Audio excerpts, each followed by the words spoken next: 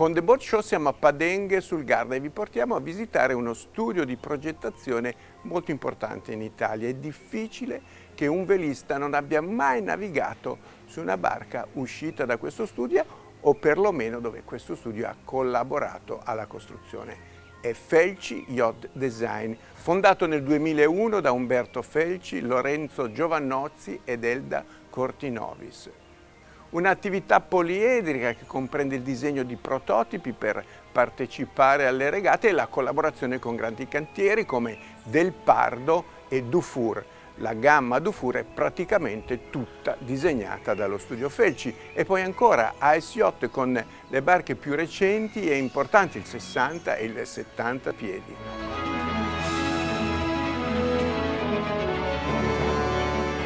Il lago rappresenta quello che è in fondo una grandissima palestra. Ho cominciato sul lago a navigare, ho cominciato ad andare a vela quando ero molto giovane, prima in 420 con mio fratello e quindi molti sono i ricordi. Ho deciso appunto di cominciare la mia attività sul lago proprio perché comunque c'era un discreto indotto legato a cantieristica e mi piaceva essere in stretto contatto con i primi cantieri che hanno realizzato i primi miei progetti. Quindi il fatto di poter collaborare direttamente, andarmi a seguire le costruzioni, era una cosa molto importante, quindi il lago era molto sinergico.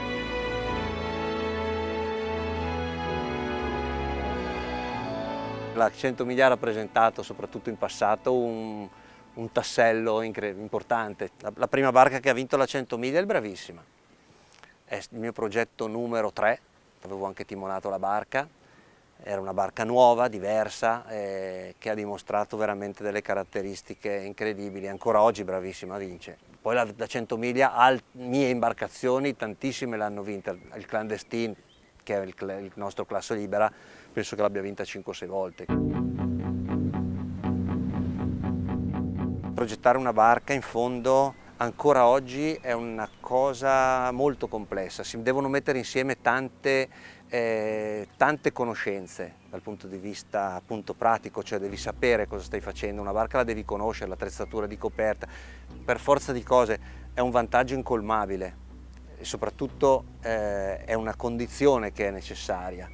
Poi c'è una competenza scientifica che tu devi collimare, perché non basta essere un velista per progettare una barca. Ovviamente è importante anche l'elemento del saperle poi costruire, ci vuole perché ti porta a progettare meglio. E poi la bellezza dell'oggetto è un altro elemento che va insieme. Tu hai studiato architettura, pensi che questo ti dia un vantaggio o sia uno strumento utile a questo lavoro? Guarda, direi che alla fine dei conti sicuramente è stata una fase molto importante. Me ne rendo conto adesso più che in passato. Il fatto di saper gestire un progetto nella sua complessità, quindi gli aspetti tecnici, gli aspetti formali, gli aspetti umanistici, il rapporto con i clienti, sono proprio una cosa che scaturisce tantissimo dall'approccio, proprio dal metodo di studio che si impara in una... La cultura del progetto. La cultura del progetto, del far bene, del costruire, nel seguire il dettaglio. Ci vuole la competenza tecnica, competenza scientifica, ma il valore artistico di quello che fai è importante. Cioè, la mia famiglia ha un background artistico da generazioni, in certi momenti viene fuori probabilmente, non lo so, c'è sicuramente il gusto di fare una cosa fatta bene, forse anche un po' la capacità inconscia di riuscire a creare qualcosa che alla gente piace. Questo non è scontato, in fondo non si può studiare. Cosa piace alla gente? Che cosa cerca nelle tue barche? Guarda, io penso che molti siano affascinati dal nostro piccolo team. In fondo siamo un gruppo molto affiatato che racchiude competenze diverse, perché il mio socio è ingegnere aeronautico, abbiamo Guglielmo che è un ingegnere, Gabriel che è un architetto, Giulia che anche lei è ingegnere, quindi mettiamo insieme ognuno un piccolo tassello, un aspetto.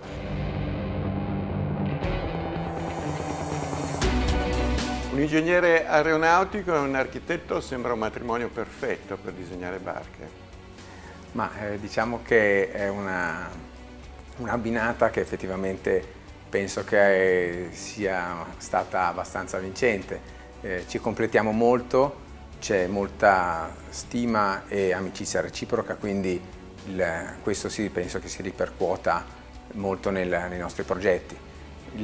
Ogni progetto nuovo è un nuovo equilibrio da ritrovare, perché per poter andare avanti, alzare l'asticella, c'è sempre bisogno di mettere qualcosa di più sul tavolo. E quindi su uno dei piatti della bilancia vengono messe le nuove idee, le nuove anche provocazioni, e questo devo dare molto merito a Umberto, che è sempre molto dinamico e riesce sempre a dare nuovi stimoli.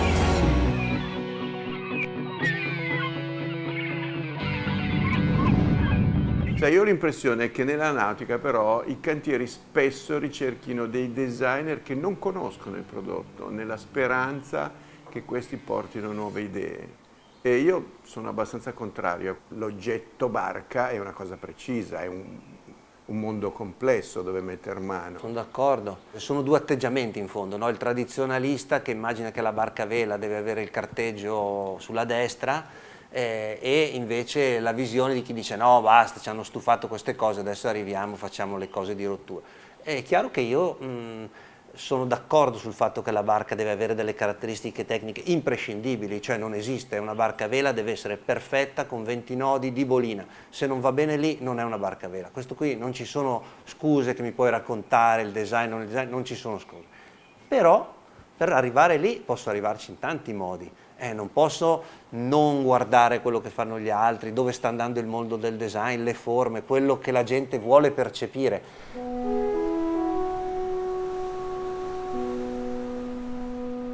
Nella nostra stanza virtuale si riesce proprio a lavorare come fanno i car designer, a livello proprio di dettaglio formale.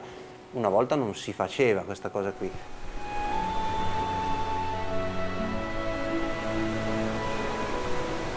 Quali sono i campi dove si può ottenere un progresso maggiore nella nautica, dove l'esplorazione forse è ancora incompleta? Ma diciamo che la nostra fortuna è di fare un progetto a 360 gradi e quindi sono diversi i settori, i campi che ci vedono impegnati. Sicuramente i nuovi strumenti che abbiamo a disposizione ci permettono di analizzare e approfondire forme e idee che fino a qualche anno fa potevano solo rimanere delle ipotesi. Quindi diciamo che le idee arrivano sempre dalle persone, ma gli strumenti nuovi permettono di avere quella confidenza per far sì che si possa andare in certe direzioni dove qualche tempo fa non ci si poteva spingere. Senti Umberto, ma svelaci il segreto, qual è la tua barca ideale, quella che costruiresti per te? Allora, prima cosa deve essere una barca a vela, perché in questo momento in particolare il fatto che la barca a vela sia il vero mezzo ibrido che abbiamo a disposizione mi porta sicuramente in questa direzione. Le dimensioni devono essere abbastanza generose, io direi che tra i 55 e i 65 piedi è quello che mi sembra giusto, perché sono un po' claustrofobico, a me piacciono gli spazi grandi, quindi poche cabine abbastanza ampie, pochi bagni abbastanza ampi, in modo da poter vivere a bordo, ecco, una vita rilassata, spostandomi a vela però in modo sicuro e veloce. Ecco, un pochino questi sono i concetti che si riassumono in un nostro progetto e che mi piacerebbe poter vivere un po' di più. Secondo me la barca a vela è la sintesi del concetto di equilibrio, l'equilibrio tra prestazioni e sicurezza, tra estetica e abitabilità, tra leggerezza e robustezza.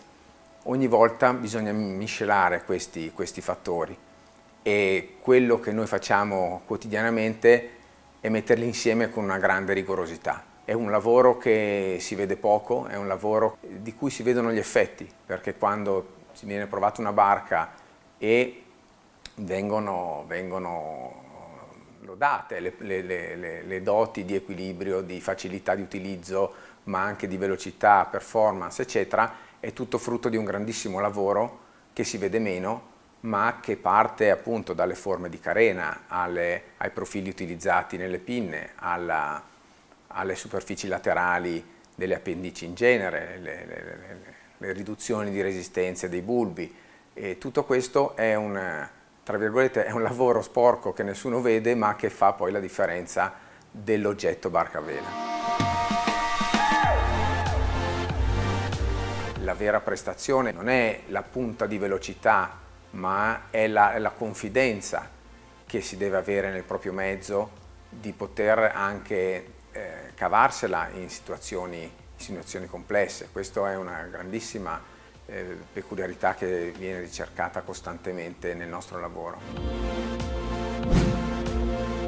In questi anni abbiamo lavorato con tanti brand, tanti cantieri importanti.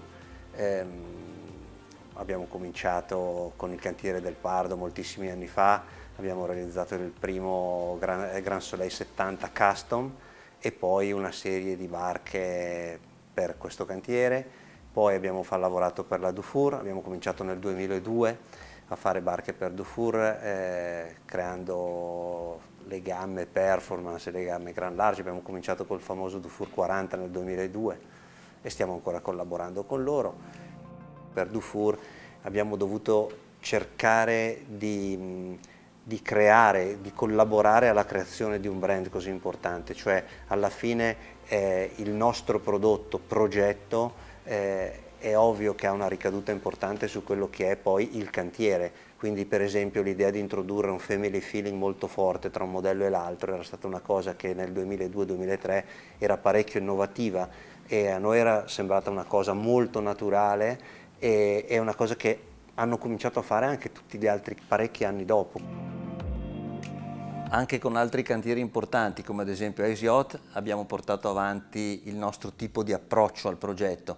Per Ice, con cui collaboriamo fin dagli inizi, abbiamo sviluppato molti modelli di successo.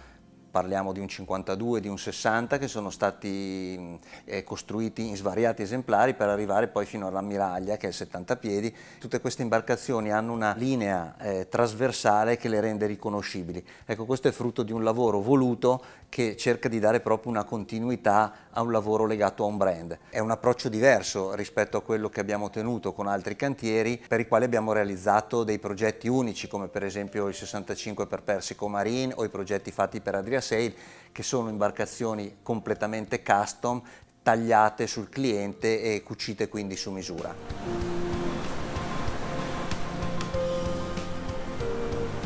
Quando in Dufour Yacht ci hanno chiesto di mettere la plancia barbecue a poppa, ci siamo guardati come se fosse una follia.